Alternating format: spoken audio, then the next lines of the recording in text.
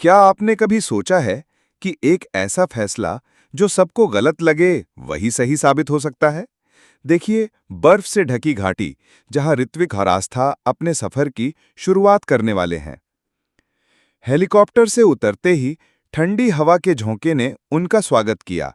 दोनों की नजरें उस खामोश लेकिन खतरनाक घाटी पर टिक गईं। चोटियों से झांकती सुनहरी धूप और सामने फैली बर्फीली घाटी।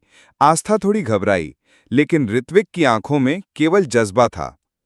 रास्ते दो थे, एक सुरक्षित, एक बिल्कुल अनजाना। ऋत्विक ने बिना झिझक के खतरनाक रास्ते की ओर इशारा किया। आस्था हक्की बक्की रह गई।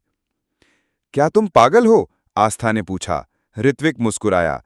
कभी कभी सही रास्ता वही होता है जो सबसे खतरनाक लगे। और वो आगे बढ़ गया। बर्फ की संकरी धार पर चलते हुए हर कदम मौत के बराबर था।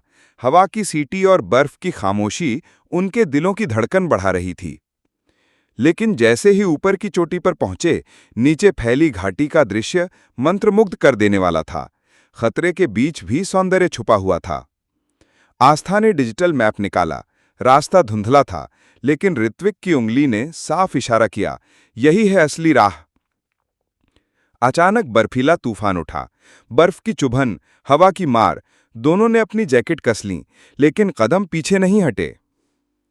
गहरी घाटी में उतरते हुए दोनों के पांव कांप रहे थे।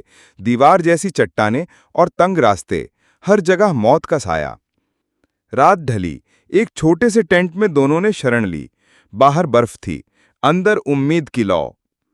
नक्शे पर टॉर्च की रोशनी डालकर दोनों ने रणनीति बनाई। खतरा बढ़ रहा था, लेकिन हौसला भी। चांदनी रात में सिर पर हेडलैम्प, दोनों बर्फीली राह पर फिर से निकल पड़े। हर कदम सन्नाटे को चीर रहा था।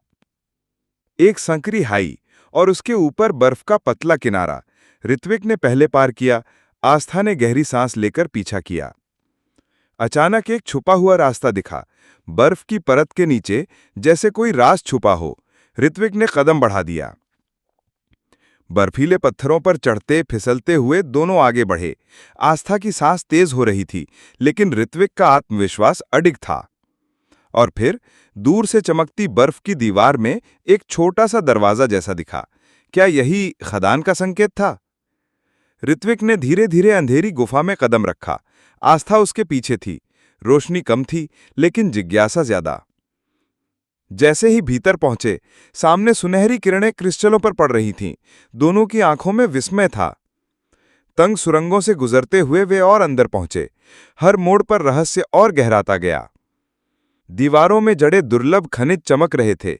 ये जगह साधारण नहीं थी, ये तो सदियों से छुपा खजाना थी। एक चबूतरे पर रखा प्राचीन आर्टिफैक्ट, मानो इतिहास की धड़कन सामने हो।